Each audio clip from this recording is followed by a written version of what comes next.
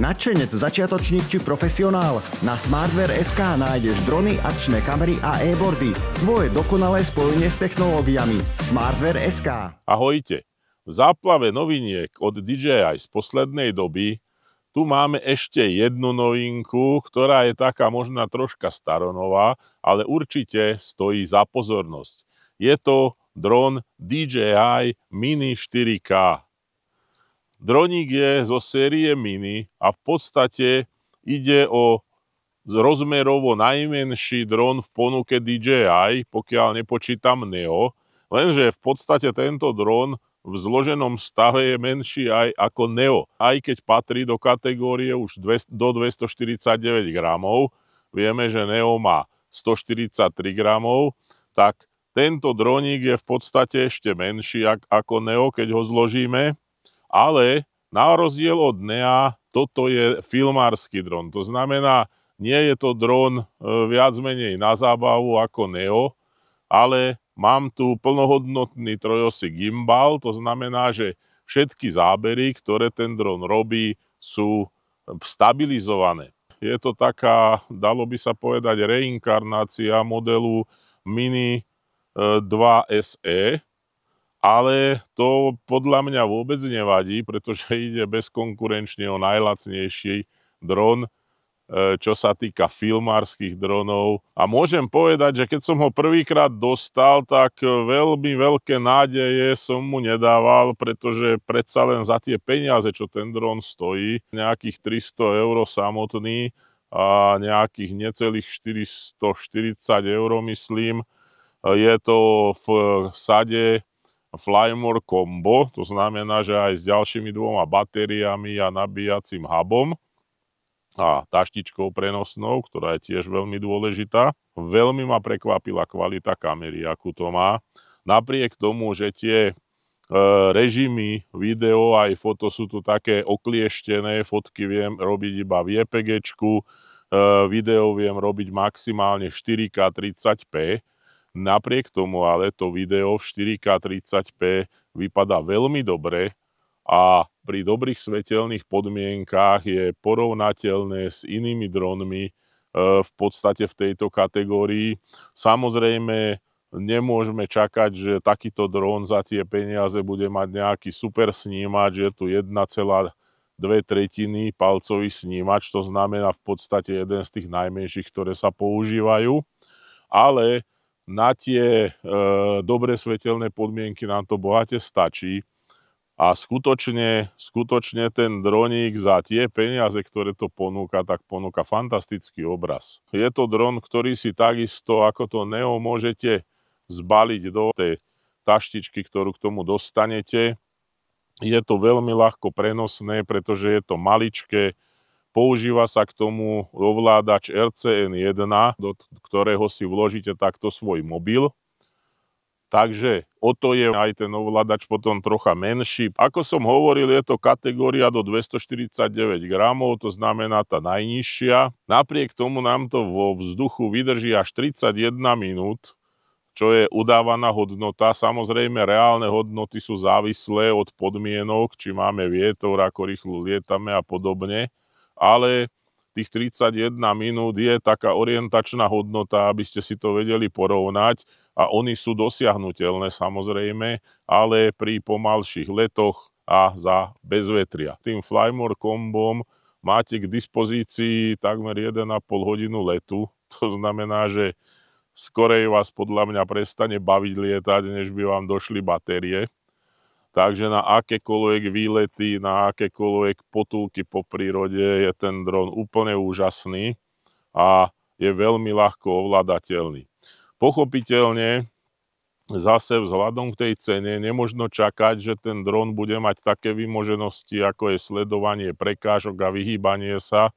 To pochopiteľne nemá. Senzory to nemá žiadne, okrem senzorov teda, ktoré pozerajú dole a ktoré strážia výšku pri pristávaní. Je to dron v podstate pre začiatočníkov, pre ľudí, ktorí nechcú do toho veľa peňazí dávať, ale chcú mať pekné zábery a chcú si vlastne sem tam zo svojich výletov priniesť nejaké zaujímavé snímky aj z vrchu. Napriek tomu, že ide o najnižšiu kategóriu, keďže tu máme ten ovládač RCN1, dron používa protokol OcuSync 3, čo je dostatočne dobrý protokol na kvalitný prenos a nerušený prenos signálu cez dve pásma. Ten HD-čkový signál videa nám dokáže prenášať až na vzdialenosť 10 km, samozrejme pri priamej dohľadnosti. Takže to je viac než postačujúce. Neviem, kto by potreboval s takýmto dronom lietať niekde 2-3 km a viac, takže v podstate nie je to potrebné. Je to dron na to, aby ste si naozaj svoje okolie vedeli nafilmovať a podobne. Napriek tým malým rozmerom je špičkové, že ten dron zvláda vietor až do stupňa 5 podľa Beaufortovej stupnice, to znamená, to je maximálne niekde okolo 10,7 metra za sekundu. To je v podstate podľa definície už taký čerstvý vietor, ktorý vám zdvíha papieriky, prachvíry a podobné veci. Takže pri takejto rýchlosti vetru ten dron ešte stále vie lietať. To je úžasné. Samozrejme, že nemôžete čakať, že tie zábery budú úplne stabilné, pretože on sa tiež musí nejakým spôsobom dokázať ustabilizovať, ale vzhľadom k tomu, že tu máme ten gimbal, určite to budú stále použiteľné zábery. Kamera používa snímač s rozlíšením 12 megapixelov, od toho sa odvíja samozrejme aj rozlíšenie fotiek. U videa to je viac než dostačujúce, pretože 4K video potrebuje 8 megapixelov maximálne, takže na toto je úplne bez problémov tá kamerka. Keďže ide o dron pre začiatočníkov, máme tu stále aj tie automatické režimy, aj keď pochopiteľne oproti tým vyšším modelom dronov nemáme tu také vymoženosti, ako je trackovanie a podobne, ale stále tu máme režimy ako dróny, Rocket a podobne, to znamená, to sú tie automatizované režimy. Umožňuje aj fotenie panorám, 180 stupňových širokých alebo sférických panorám, ktoré vám automaticky potom zloží. To znamená, všetky tieto základné režimy, ktoré majú aj tie väčšie drony, to má.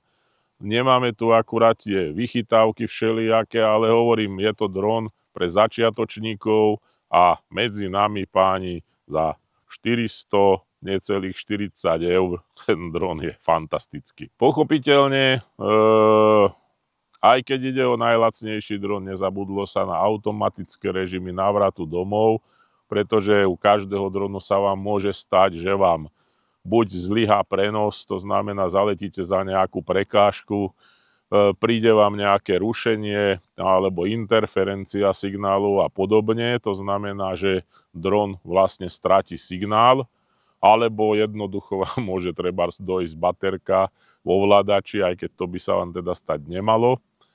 Ale vo všetkých takýchto prípadoch sa ten dron vie inteligentne vrátiť na miesto štartu a pristať. Rovnako ten návrat domov funguje aj v prípade vybíjania batérie v drone, to znamená, že pokiaľ to nejak podceníte, zaletíte si s tým dronom nejak ďalej, dron si to stále samozrejme stráži, bez toho, aby vy ste do toho zasahovali, tak vlastne sa otočí a automaticky spustí návrat domov, tak aby dokázal doletieť. Na toto si treba dávať veľký pozor ináč, pretože naozaj, keď sa vám stane, že zaletíte niekde po vetre, tak treba myslieť na to, že ten dron proti vetru bude mať pochopiteľne podstatne vyššiu spotrebu, bude musieť prekonávať odpor toho vetra a podobne, takže by vám nemusel doletieť. Takže pokiaľ lietate vo veternom počasí, tak o to väčší pozor treba na to dávať a treba sa vrácať vždycky s rezervou. Nakoniec máte v podstate 3 baterky k dispozícii, tak není dôvod, aby ste ich žmýchali do posledného percenta. Myslelo sa samozrejme aj na to, že kúpi si to niekto, kto v živote dron žiadny nemal, preto v samotnej aplikácii DJI Fly hneď pri prvom spustení sa vám spustí vlastne tutoriál, to znamená taký sprievodca, ktorý vám poukazuje, kde sa čo ovláda, akým spôsobom sa to ovláda a podobne. V podstate, čo k tomu dodať? No, ja si osobne myslím, že pokiaľ chcete nejaký dron, nikdy ste dron nevlastnili, pokiaľ si to chcete iba skúšať, alebo pokiaľ si chcete iba príležitostne nejaké veci natáčať, tak toto je odpoveď na to, ako to spraviť lacno. Nemusíte hneď vyhadzovať veľké peniaze za ten dron.